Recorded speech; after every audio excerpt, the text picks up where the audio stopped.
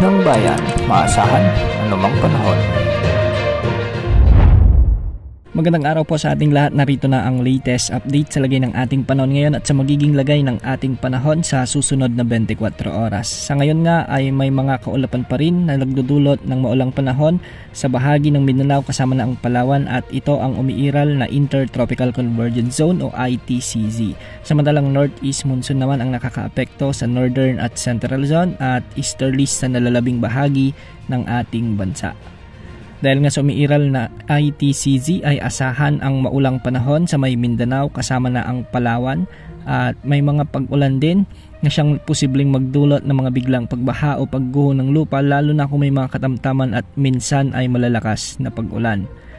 Samantala sa Visayas, Bicol Region at Romblon ay magiging maulap din ang mga kalangitan na may mga kalat-kalat na pagulan at thunderstorms dulot ng umiiral na easterlies o yung mainit na hangin mula sa karagatang Pasipiko. Dahil dito, hindi rin inaalis ang banta o posibilidad ng mga biglang pagbaha o pagguho ng lupa lalo na kung may mga katamtaman hanggang sa kung minsan ay malalakas na pag-ulan.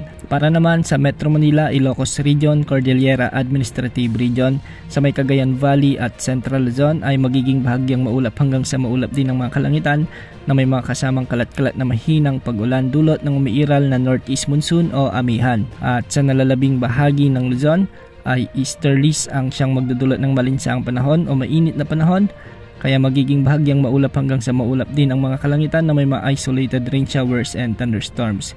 Posible rin ang banta ng mga flash floods o landslide lalo na kung may mga umiiral na severe thunderstorms. Kahit na may umiiral na Intertropical Convergence Zone sa bahagi ng Mindanao ay wala pa rin tayong namomonitor na anumang sama ng panahon gaya ng LPA o potential na bagyo na posibleng pumasok at makaapekto sa anumang bahagi ng ating bansa sa susunod na 3 hanggang 5 araw. Para naman sa lagay ng mga pag-alon sa ating mga karagatan, ang silangang baybayin ng Southern Luzon kasama ng Visayas ay posibleng umabot ang mga pag-alon hanggang 2.8 meters. Sa nalalabing baybayin naman ng Luzon at ang Visayas ay posibleng umabot ang mga pag-alon hanggang 2.1 meters. At sa mga baybayin ng Mindanao ay posibleng umabot ang mga pag-alon hanggang 2.1 meters. Bukas asahan pa rin ang pag-iral ng mainit na pagbugso ng easterlies at ng pag-iral ng Intertropical Convergence Zone sa bahagi ng Mindanao hanggang sa Palawan. Yan ang update sa lagay ng panahon. Ito po ang weather update ng bayan, maasahan anumang panahon.